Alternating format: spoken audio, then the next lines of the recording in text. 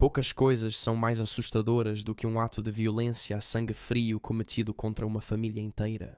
Já é difícil o suficiente entender como uma pessoa pode ferir fatalmente outra, mas atingir uma família inteira eleva o crime a um novo patamar. É ainda mais assustador quando o autor consegue escapar sem nunca enfrentar as consequências. Junte-se a nós no episódio de hoje enquanto examinamos 3 casos de assassinatos de famílias sem explicação.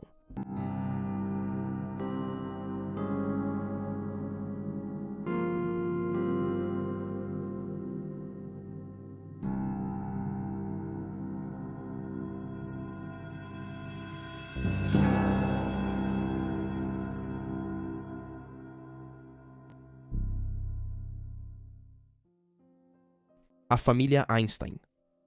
Nas primeiras horas de 3 de agosto de 1944, soldados alemães fortemente armados chegaram a uma casa em Rignano Salano, um vilarejo a cerca de 20 quilômetros de Florença, na Itália.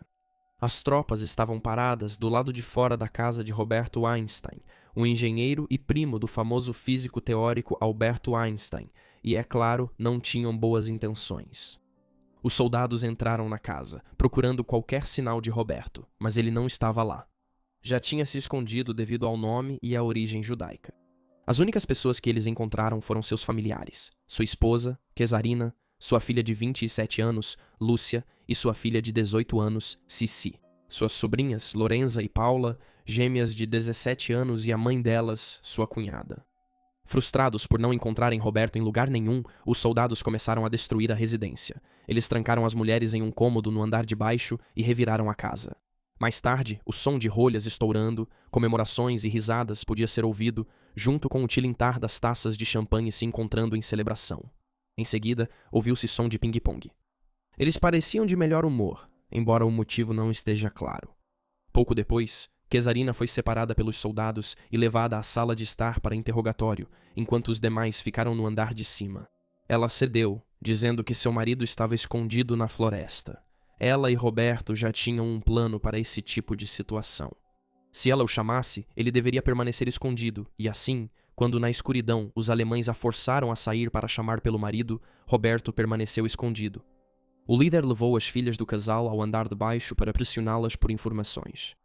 Elas foram acusadas de serem espiãs e ameaçadas de violência, um ultimato que foi cumprido pouco tempo depois, quando as tropas levaram Sissi, Lucy e Cesarina para o jardim e as executaram a tiros. As sobrinhas de Roberto e a mãe delas, por sua vez, permaneceram trancadas em uma parte separada da casa, vigiadas por um jovem soldado alemão que se separou do grupo e se recusou a participar dos assassinatos. Afirmavam que ele estava abalado pelos fatos. Após a morte da esposa e filhos de Roberto, os soldados alemães trancaram as mulheres restantes em um galpão e incendiaram a casa de Einstein. Roberto voltou para a casa depois de ouvir o estrondo dos tiros e ver o incêndio em chamas. Sua cunhada e os gêmeos informaram a ele que sua esposa e filhas estavam mortas, e nos dias seguintes, tomado pela culpa, tristeza e fúria, ele tentou tirar a própria vida, mas não teve sucesso. Tropas aliadas chegaram à vila pouco tempo depois, e Roberto decidiu pedir a ajuda delas para encontrar os responsáveis pelos assassinatos, esperando que seu sobrenome tivesse algum peso com as tropas britânicas. Foram recuperadas poucas evidências na investigação inicial. Um item importante encontrado no local foi um pedaço de papel dizendo que a família de Roberto foi morta por serem espiões e judeus, apesar de não serem. Roberto seguiu em busca de respostas, usando a influência do primo para impulsionar uma investigação detalhada. Mas ainda assim, os homens que mataram Cesarina, Sissi e Lucy nunca foram identificados. As autoridades pediram ao jovem soldado que guardava as gêmeas que fosse corajoso e enfrentasse os colegas, mas ele nunca se apresentou. Em 2007, o caso foi reexaminado mais uma vez, começando com uma entrevista com uma das gêmeas, Lorenza. Uma das primeiras hipóteses era que o principal responsável ainda vivia em algum lugar no oeste da Alemanha. Vários anos depois, em 2011, o programa de TV alemão, Caso Número XY Não Resolvido, que é semelhante ao programa Crime Watch da BBC, por recriar eventos e pedir informações sobre um caso, apresentou os assassinatos em um de seus episódios. O programa procurava testemunhas da época para obter informações e, novamente, apelou ao jovem soldado que recusou participar dos assassinatos. No entanto, eles não tiveram sucesso, Como parte da investigação em andamento nessa época, Lorenza voltou à Alemanha, convencida de que havia identificado o principal instigador dos assassinatos por meio de uma fotografia. Notavelmente, o homem que ela reconheceu também era considerado participante de outro massacre de guerra, no qual 174 civis italianos foram assassinados pela 26ª Divisão Panzer Alemã. Esse massacre ocorreu em 23 de agosto de 1944, e esse soldado em particular foi condenado à prisão perpétua à revelia por um tribunal em Roma, já que a Alemanha se recusou a extraditá-lo. Acredita-se que ele tenha vivido no estado do sudeste da Baviera após a guerra. Depois, foi considerado incapaz de ser julgado pelas autoridades alemãs. Ninguém jamais foi julgado e condenado em relação ao massacre da família de Robert Einstein. O próprio Roberto tirou a própria vida em 13 de julho de 1945, tomando uma overdose de pílulas para dormir. Suas sobrinhas participaram de um documentário em 2016, no qual retornaram à cena do crime pela primeira vez desde 1944. Ambas já faleceram desde então, sem nunca verem justiça para si mesmas ou para sua família. Embora tenha havido muita especulação ao longo dos anos, até hoje não está claro se os soldados agiram por conta própria ou se estavam seguindo ordens de alguém mais acima na hierarquia. Os irmãos Tan, às 6h35 da manhã do dia 6 de janeiro de 1979, Tan Chai e Lee Mei-ying deixaram seus 4 filhos sozinhos no apartamento enquanto saíam para trabalhar. O casal, que morava em Geylang Bahru, Singapura, operava um serviço de mini-ônibus que levava crianças locais para a escola, e por isso acordavam muito cedo e deixavam seus próprios filhos dormindo. Às 7h10, a mãe ligou para casa para acordar os filhos para as aulas. Quando não recebeu resposta imediatamente, ligou novamente. Ainda assim, nada. Ela tentou mais uma vez antes de ligar para um vizinho pedir que batesse na porta, mas ninguém respondeu. Mesmo assim, os pais das crianças seguiram trabalhando até às 10h, crendo que as crianças já deveriam ter ido sozinhas à escola. Quando finalmente voltaram para casa, o casal encontrou os irmãos mortos no banheiro da família. Todos os 4 corpos haviam sido colocados um em cima do outro. Eles ainda estavam vestidos com suas camisetas e roupas debaixo de dormir e tinham sofrido cortes profundos no rosto. Kok Pen, de 10 anos, o filho mais velho, foi quem sofreu os ferimentos mais graves, pois seu braço foi quase completamente decepado, enquanto a mais nova, Chin Ni, de 5 anos, teve os ferimentos mais leves. Mesmo assim, os ferimentos continuavam graves. Cada criança, incluindo os filhos do meio, Kok Hin, de 8 anos, e Kok Sun, de 6 anos, sofreu 20 cortes cada um. Após a chegada da polícia, perceberam que tinham pouco com o que trabalhar. O autor do crime foi cuidadoso para não deixar evidências. Só algumas manchas de sangue na pia da cozinha indicam que ele teve tempo de lavar as mãos antes de sair. A casa estava limpa e arrumada como havia sido deixada, portanto, um assalto foi descartado como motivo, e não havia sinais de arrombamento.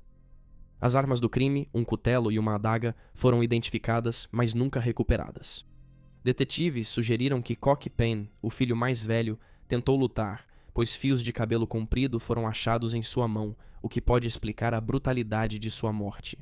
O único motivo que a polícia conseguiu levantar foi que o caso se tratava de vingança, embora não esteja claro o que motivou essa vingança. Concluíram que os assassinatos foram premeditados e provavelmente feitos por alguém próximo à família, pois essa pessoa sabia que, após o nascimento do bebê mais novo, Lee foi esterilizada e não poderia ter mais filhos. O autor enviou ao casal um cartão de Ano Novo chinês 2 anos após o crime, com a mensagem dentro dizendo: "Agora vocês não podem mais ter filhos, Ha." Estava assinado como o assassino e foi escrito inteiramente em chinês. O cartão também usava os apelidos dos pais, reforçando a ideia de que o autor conhecia a família. As testemunhas no caso eram poucas e raras, com os vizinhos incapazes de lembrar de terem ouvido gritos, sinais de aflição ou outros sons de violência acontecendo. Uma testemunha ocular foi um taxista que relatou que, logo após o horário do crime, que acredita-se ter ocorrido entre 6h35 e 7h10 da manhã, ele havia pegado um passageiro estranho. Ele disse que o homem tinha cerca de 20 anos e o lado esquerdo coberto de sangue. Ele tentou esconder uma faca, mas ela bateu na porta ao entrar no veículo. Quando ele foi levado para uma roda de reconhecimento, o motorista apontou para um vizinho e um amigo da família carinhosamente conhecido como tio. No entanto, o tio nunca foi acusado do crime e acabou sendo liberado pela polícia por falta de provas. Nunca houve condenações no caso, mas várias teorias foram levantadas nas décadas seguintes. Primeiro, o tio teve um caso com Lee, mas matou os filhos dela quando ela se recusou a deixar o marido.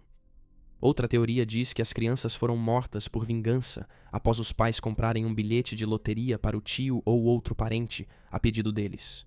No entanto, após comprar o bilhete e descobrir que ele continha os números vencedores, a família disse que esqueceu de comprá-lo para poder ficar com o prêmio para si. Após comprar o bilhete de loteria, a família teria comprado a van para o negócio. Não está claro de onde essa teoria se origina.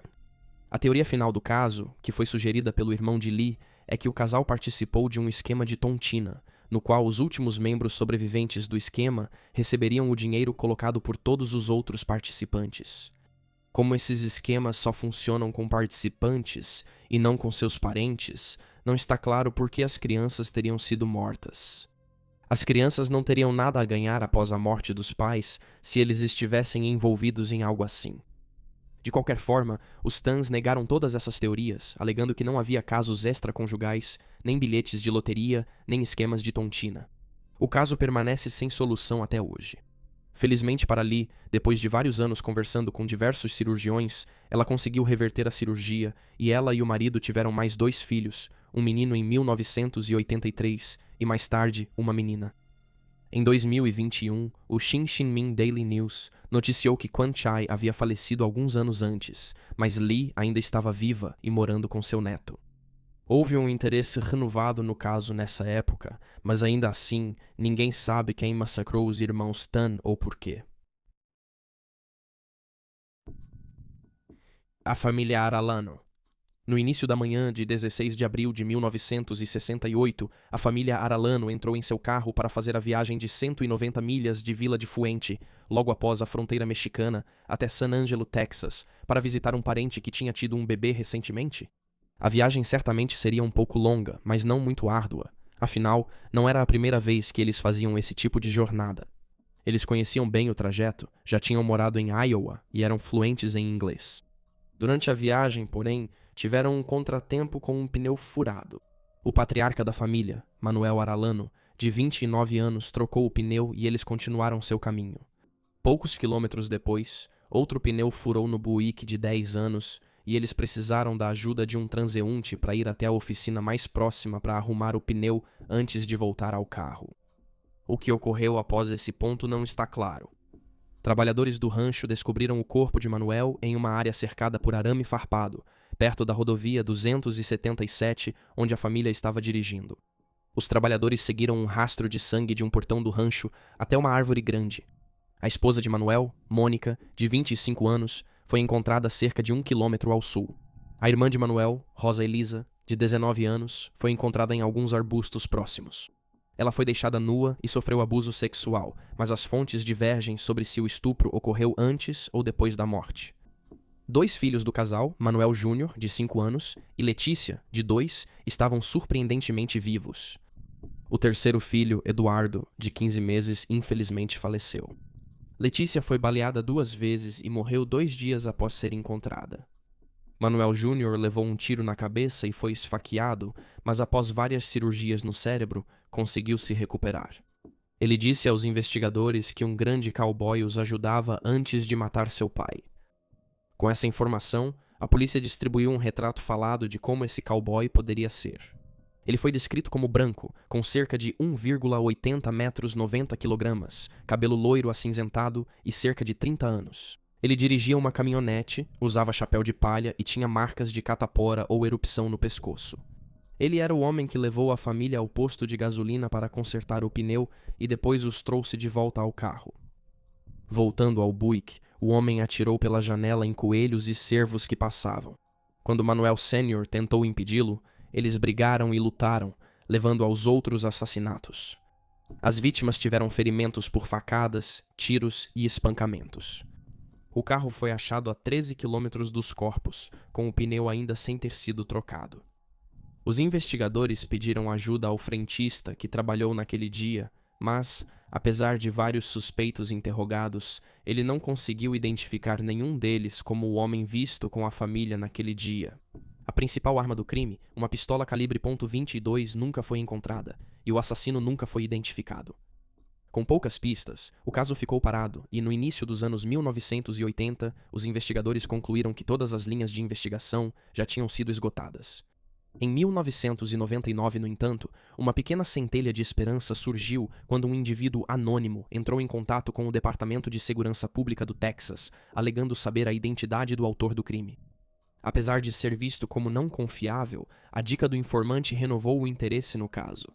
O sargento Brooks disse ao LA Times: "Tivemos que ir lá, começar a desenterrar coisas, encontrar relatórios e juntar as peças. Percebemos que este é um caso que precisa ser analisado. Os investigadores localizaram os homens que encontraram os corpos, mas eles não tinham novidades. As autoridades também buscaram o Buick da família, mas acabaram aceitando que ele já havia sido sucateado havia muito tempo. Eles também contataram Manuel Jr., agora casado e com filhos. Após o assassinato da família, foi criado pela avó. Ele ainda vivia no México quando foi abordado pelos detetives. Embora tenha sido interrogado sob hipnose, ele não conseguiu lançar mais luz sobre o caso." Em artigo de 2006, o sargento Brooks afirmou: "Não posso dar um valor numérico sobre nossas chances de resolver o caso, mas posso dizer o seguinte. Em 1998, a polícia nem sequer estava no jogo, e hoje já estamos na terceira base." No entanto, apesar do otimismo da polícia na época, não houve nenhuma novidade no caso mais de 20 anos depois. O caso segue em aberto, e os Texas Rangers ainda buscam informações para resolvê-lo. Você pode entrar em contato com o Texas Crime Stoppers pelo número 1-800-2528-477 se tiver qualquer informação relevante sobre o massacre da família Arellano, e aí estão os fatos. Por favor, deixe um comentário abaixo com suas próprias opiniões e especulações, e lembre-se de curtir este vídeo e se inscrever para apoiar o canal. Obrigado por assistir, fique atento, fique seguro, e até a próxima.